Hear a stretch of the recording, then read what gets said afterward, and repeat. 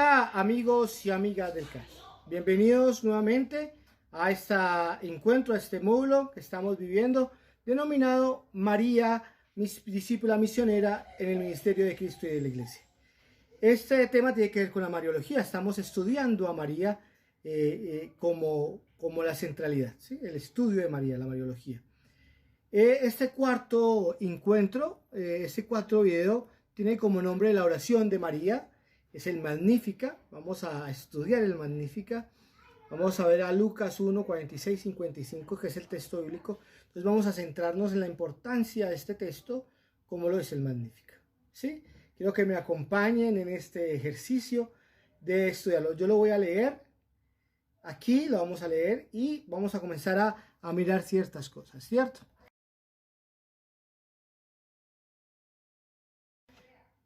Mi alma glorifica al Señor y mi espíritu se regocija en Dios mi Salvador, porque se ha fijado en la humilde condición de su esclava.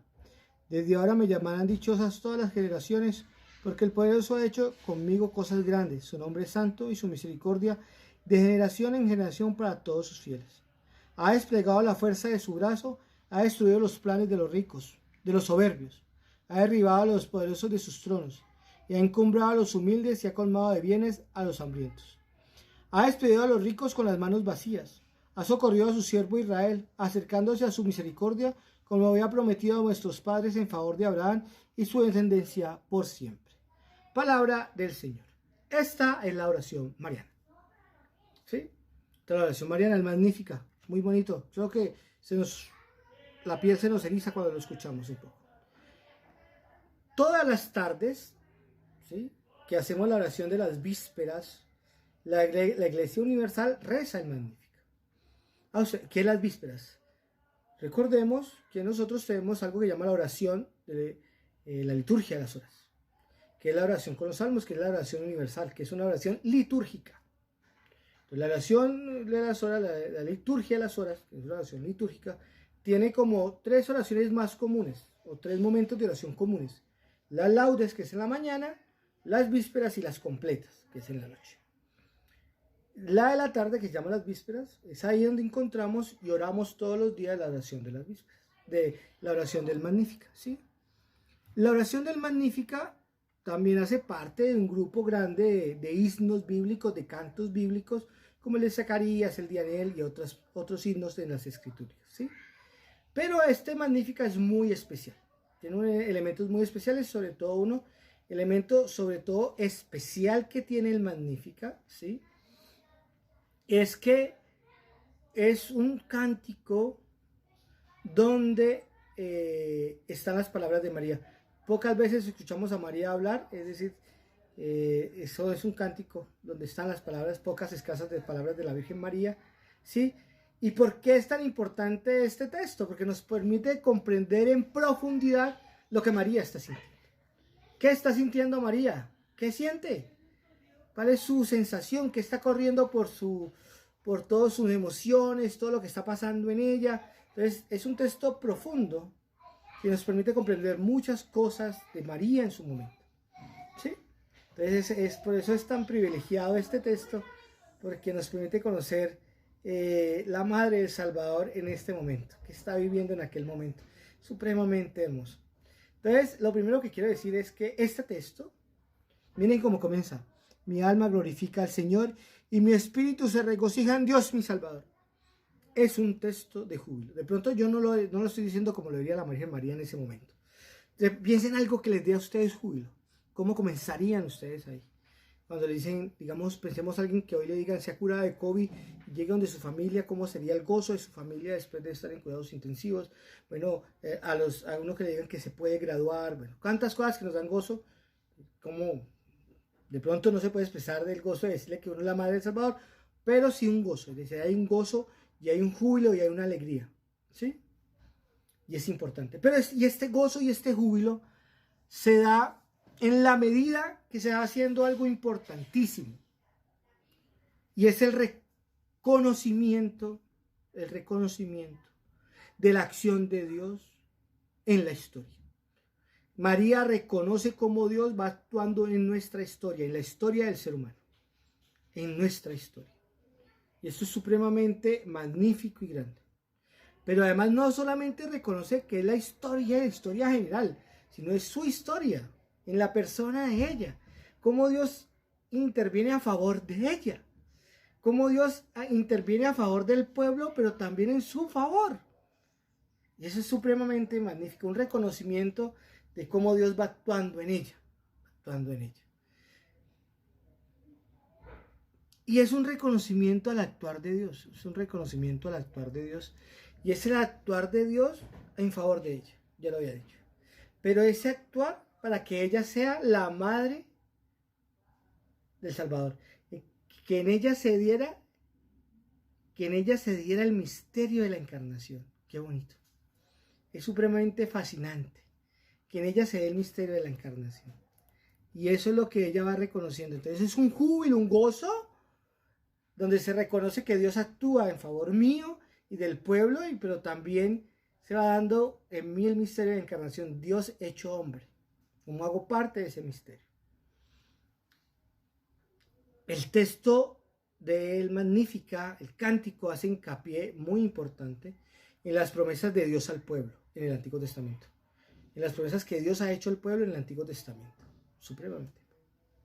Hace hincapié eso, pero no solamente que son promesas, además que son promesas cumplidas, en el cumplimiento de esas promesas. Sobre todo una promesa grande, y es la promesa mesiánica. Es decir, la promesa del Mesías. Eso es lo que está viendo María en ese momento, está viviendo María en ese momento. Y es que las promesas del Antiguo Testamento, Dios las ha cumplido, se están cumpliendo, y la que se está cumpliendo es la promesa mesiánica, es la promesa del Salvador. ¿Sí? Y ella se da cuenta de eso, ella descubre eso. ¿Cómo lo descubre? Se da cuenta de una cosa y eso, que es la llena de gracia. Ella va a ser la llena de gracia. ¿Sí? Que es importantísimo. Desde ahora me llamarán dichosa todas las generaciones. Ella es llena de gracia, la dichosa. ¿Por qué? Porque carga al Salvador. Porque en su vientre ella lleva la palabra. Ya lo habíamos dicho anteriormente, en otro video. Ella lleva al Señor aquí. Lo lleva y los trae. Y ella por eso está llena de gracia. Porque lleva la gracia plena. Lleva al Señor. Lleva al Salvador. ¿Sí? Entonces ella lo que está viendo es que Dios mismo la está interviniendo. Dios está con ella. La está acompañando. Y María, al entonar el Magnífica, está recopilando la historia de salvación, la historia de Dios con el pueblo, la historia de salvación del pueblo de Israel. Es decir, está haciendo memoria de la acción de Dios con el pueblo. Está haciendo memoria, está volviendo a recordar todo lo que Dios ha hecho a favor del pueblo de Israel. Lo está recordando y por eso está jubilosa y por eso está alegre. ¿Sí? Y eso es supremamente importante.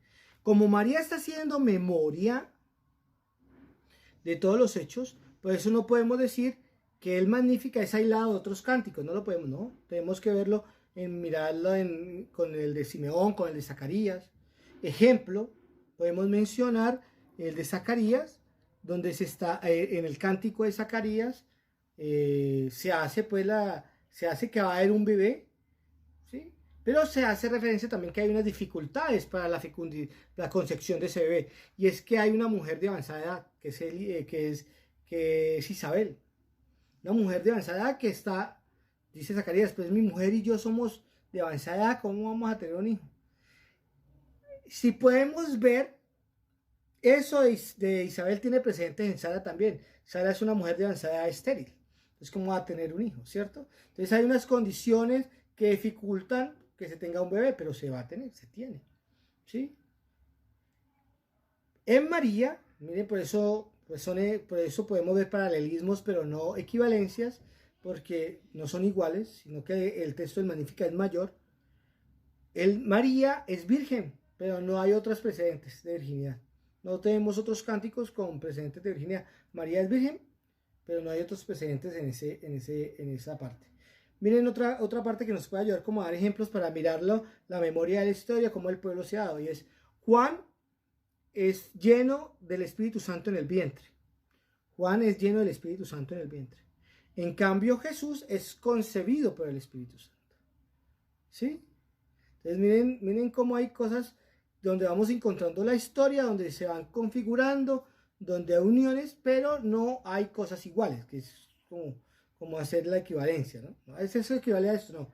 Podemos encontrar cómo vamos juntando la historia y los cánticos, ¿sí? Entonces miren cómo se da toda esto. Pero miren además esto, el anuncio, la anunciación de María, del ángel a María, nos va a presentar algo interesante. Y es que el anuncio del ángel a María va a introducir el tema de la salvación. Eso introduce el anuncio, la salvación, ¿se acuerdan? El ángel le dice a María, llamarás por su nombre Jesús. Y lo llamarás su nombre Jesús. Un nombre que significa Dios salva. O Yahvé salva. ¿Sí? Este cántico lo enfatiza. Este cántico enfatiza eso. ¿Sí? Enfatiza que es ese elemento que se está dando, el de la salvación. El de la salvación. Entonces Jesús entra en el contexto de la esperanza escatológica mesiánica. Él reinará en la casa de Jacob para siempre y su reino no tendrá fin. María canta alabanzas a Dios porque la ha escogido para ser la madre del Mesías esperado, para ser la madre del Salvador. Miren tan bonito. Se cantan alabanzas es de gozo porque Dios la ha escogido para ser la madre del Mesías, del Salvador.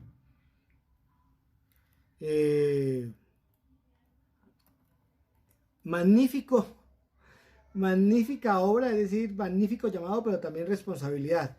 Podríamos decir que que toda buena acción, todo llamado importante tiene una responsabilidad grande. ¿Sí? Ser la madre del Salvador también tiene una responsabilidad muy grande. ¿Sí? Pero también es un gozo grandísimo. Es un gozo grandísimo. ¿Sí? Y miren esta conexión, el tema de la salvación, pues lo vamos a seguir encontrando en Zacarías, ¿sí? Porque mire cómo este tema de la salvación, con Juan el Bautista, mire que Zacarías va a decir, Dios ha visitado y redimido a su pueblo. Va a decir, Dios con nosotros, Jesús se llama Dios con nosotros, viene a visitarnos, viene a estar con nosotros Dios, viene a encontrarse con nosotros. Y esta salvación está centrada en las Mesías de la casa de David. ¿Quién es el Mesías de la casa de David? Jesús, el hijo de María. No hay otra. ¿Sí? ¿Sí? Entonces miren cómo esta intervención salvífica es conforme al pacto de Dios con Abraham. ¿Sí? Entonces miren cómo María, y María va a decir eso, miren María en el 55 lo va a decir. Versículo 55. Como lo había prometido a nuestros padres en favor de Abraham. De todo este pacto, y Mateo también lo va a poner así, y ya lo decíamos en videos anteriores, el hijo de Abraham y de David. Como toda esta acción salvífica tiene parte o es conforme al pacto de Dios con Abraham, que María lo reconoce, y también Zacarías lo va a decir en el 73. Y el juramento que hizo nuestro padre Abraham, mire. ¿Sí? Vamos a encontrar que esto no viene aislado, es un reconocimiento de la historia y la memoria que está haciendo María en el Magnífica, de reconocer que no es una historia aparte, sino que viene encontrada en toda una historia y relación de salvación. ¿Sí?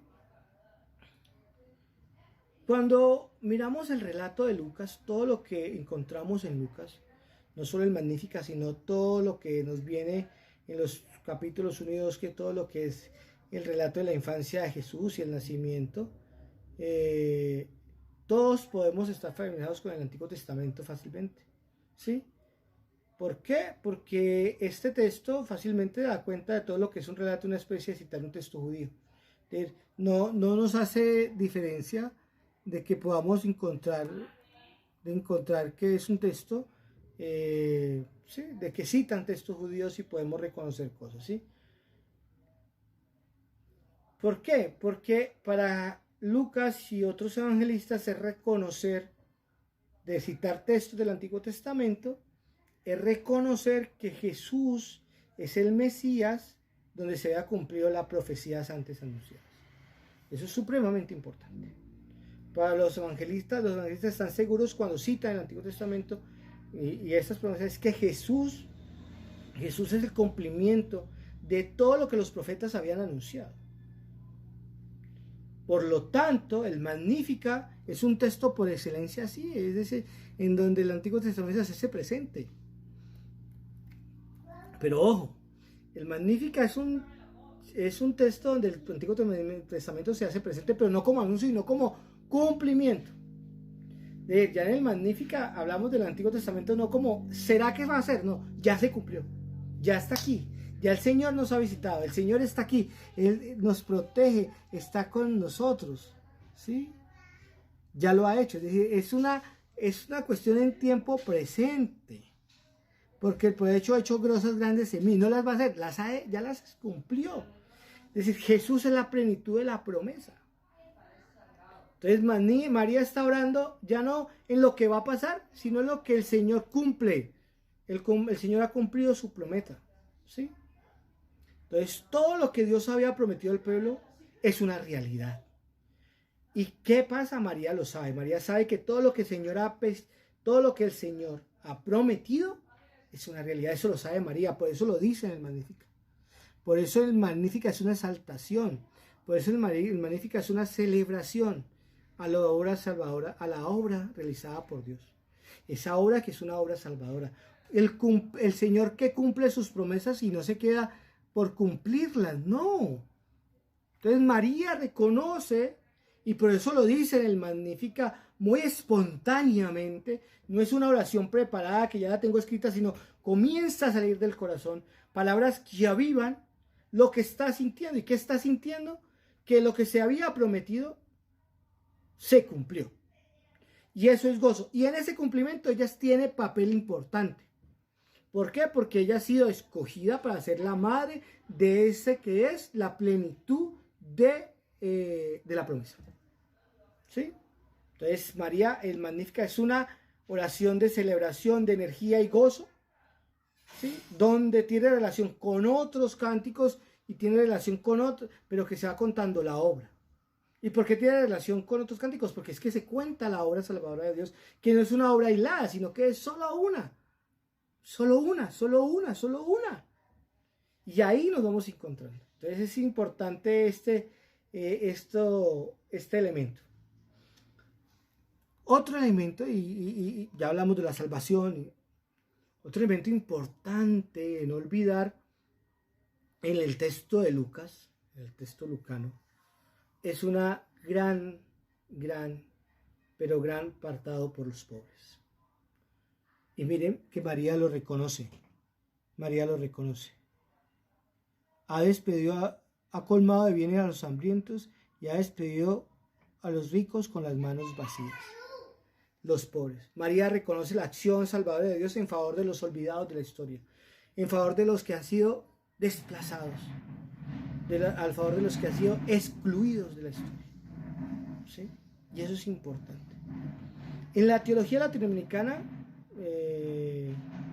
ha querido leer el Magnífica como el reconocimiento de la predilección de Dios por los pobres. La teología americana quiere que Magnífica como la predilección, el reconocimiento de Dios por los pobres, por los olvidados. Pero hay que tener una cuestión clara, ¿sí? Y es que el concepto de pobres no solo puede ser el concepto solo económico o comprendido solamente del económico en la iglesia. Yo que sé expandir más su significado, ¿sí? El pobre es económico, no hay duda, eso no tenemos que dudar, hay pobres económicamente, ¿sí? Pero no solo económico, sino existencial. Hay pobres existenciales, hay pobres emocionales, bueno, hay pobres, pero claro, no podemos olvidar que hay pobres económicos. Pero, es decir, el pobre es todo aquel excluido, todo aquel que ha sido olvidado por la sociedad, que lo deja por fuera. Los enfermos a veces los hacemos pobres, pero todo este elemento. María, en este elemento, alaba a Dios porque ha elegido, digamos, a los despreciados por el mundo. Despreciados, vuelvo a decir, los que están económicos. Había en judíos que no eran ricos, pero eran despreciados, eran excluidos. En ejemplo, Mateo, que era el recaudador de impuestos. ¿Sí? Entonces María reconoce y alaba a Dios porque ha elegido a los despreciados del mundo, aquellos que nadie se fijaba, aquellos que nadie ponía, es decir, todos estamos viendo para acá, pero nadie fija la mirada en otros. ¿Sí? María sabe que Dios no quiere lujos, no quiere pompas. Ella sabe que Dios no quiere, que Dios quiere es un corazón sencillo. Dios quiere es un corazón sencillo, humilde, que no esté lleno de vanagloria. No, yo soy lo mejor, yo he hecho lo mejor. No, quiere un corazón que sepa que nos equivocamos, que sepa que necesitamos de Él. Cuando yo me creo superior, creo que no necesito de Dios. ¿Sí? Entonces el Evangelio de Lucas es el Evangelio de los pobres. Entonces miren, a leer el Magnífica, ¿sí? Desde esta concepción es válido. Claro, no todo el Evangelio, como se lee, no todo el Evangelio se agota en esta concepción, en este sentido de los pobres. Pero sí hay que preguntar qué dice el texto no solo sobre Dios, sino también sobre la Virgen y sobre nuestro discipulado. ¿Qué dice el Magnífica sobre la Virgen y sobre el discipulado? Es importante encontrar en todo este Magnífica, claro que no agota solo los pobres, sino cuál es nuestro discipulado. ¿Cuál tiene que ser nuestro discipulado? ¿Qué nos dice de la Virgen María? Ya creo que hemos encontrado muchos elementos. ¿Sí? Entonces miren cómo María lo pronuncia. Este Magnífica es pronunciado en un contexto específico. Miren cómo María lo pronuncia en un contexto específico. ¿Sí? Y el contexto específico es la visita de ella a Isabel. Hay una relación ahí. ¿Sí? Y es que María tiene en su vientre ¿a quién? Ya lo hemos dicho. María lleva a donde su prima Isabel, lleva al Salvador. Lleva al Salvador. Entonces, ese contexto donde se expresa el Magnífica es un diálogo de dos mujeres. Dos mujeres en estado de embarazo. ¿Sí? Dos mujeres las cuales van a participar del plan de salvación de Dios. Las dos participan del plan de salvación de Dios. ¿Sí? Es un diálogo, disculpen, en la cual las dos reconocen su papel en la historia. ¿Sí? ¿Saben cuál es el papel en la historia? ¿Sí? Y saben que en el vientre de María está lo mejor que nos puede, que es el Señor, que es Jesús. ¿Qué es Jesús? Entonces el Magnífica es la expresión de encuentro con el Salvador. El Magnífica es eso, la expresión de encuentro con el Salvador. Isabel y el niño que lleva en el vientre se encuentran con Jesús por medio de María. Miren tan bonito esto. Encontrarnos a Jesús por medio de María. ¿Qué es lo que hace Isabel en un primer momento y Juan el Bautista? Isabel y el niño que lleva en el vientre se encuentran con Jesús por medio de María. ¿Sí? Que es María la que lleva a Jesús a su prima. Y eso es discipulado. Eso es lo que hace a María la primera misionera. ¿Qué hace un misionero? Lleva a Jesús a otros. Porque es que el primer paso es del Señor. Es Dios que sale al encuentro. ¿Sí? Entonces eso es lo que debemos hacer también. Entonces María pues, es una intercesora porque lleva a Jesús.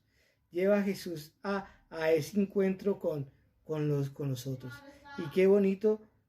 No hay duda, yo creo que no hay duda que Dios quiere encontrarse con nosotros. No hay duda que Dios quiere encontrarse con nosotros. Pero para ese encuentro se necesitan algunas mediaciones, ¿sí? Y María hace que María media en el encuentro de Jesús con los hombres. María es la mediadora del encuentro con Dios, pero con ese Dios que se hace hombre, con Cristo. María es la mediadora de ese encuentro con Cristo. ¿Sí? Por eso, vuelvo a decir, que María se hace la primera misionera. Y debemos hacer nosotros eso, misioneros, llevar al Señor a otros, que se encuentren con otros.